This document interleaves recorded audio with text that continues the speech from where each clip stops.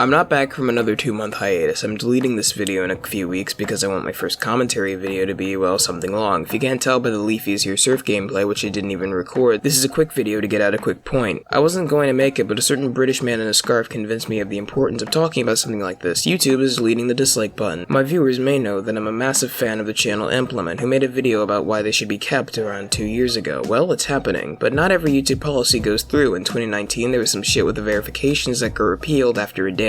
Everyone hopped onto this whole controversy with the same arguments that removing dislikes removes feedback, but YouTube is aware of this, which is why the dislikes are still visible to the creator, so we're going to talk about what use the dislikes have to viewers. Rusty Cage puts it best: the dislike counter is a viewer's sense of sight and smell before eating potentially nasty food. The ratio takes all of the views present in the comments and places it into one easy place. It acts as a warning that what you're going to watch might be a bad or good video. YouTube says it doesn't influence whether or not you're going to click off that heavily, but the operative word is might. It acts as a warning from the community that a video might not be of good quality or might be filled with misinformation. These are quite important to tutorial videos, which I abide by the ratio for in order to do things. There are issues on my computer right now that could cripple it in a matter of days, and I don't know which tutorial is a good tutorial because the dislike bars have been removed. The dislike bar is a community's consensus on a video. The like count on its own does nothing, and having that consensus is important. Now, dislike bombing is a thing. My Rick and Morty video has an abnormal amount of dislikes because a fan posted my channel to Reddit, they found out it was trans, and the predictable happened. A more serious example is one of my favorite content creators, Nicholas Diorio, who recently had a bot spam 20,000 dislikes across his channel. These are attempts to hide the true consensus and make a video seem worse than it is, but a dislike button only acts as a warning. It's up to the viewer to watch the video. Warnings need to be there, and the viewers do notice these warnings. You should always know what you might get into before watching a video. It may be discouraging for creators, but it's a small price to pay to keep YouTube a good user experience. There are two creators I want to talk about. One I've made a video on, and one I'm making a video on. Nekokoda has made genuinely well thought out videos. I went into them with caution because the ratios were always horrible, but after watching it, I formed my own viewpoints. The other creator, who I'd rather not name right now, has an enormous backlog of videos. All of them are well liked, and after sitting through a good portion of them, they're pretty much all garbage. I see the ratio, I approach with semi-expectations, and then I judge for myself. That is the purpose of a dislike. That and to ward off bad tutorials. Also, the creator can still see the dislikes and still feel bad is completely redundant. Also, the dislikes were optional. Just go back to that.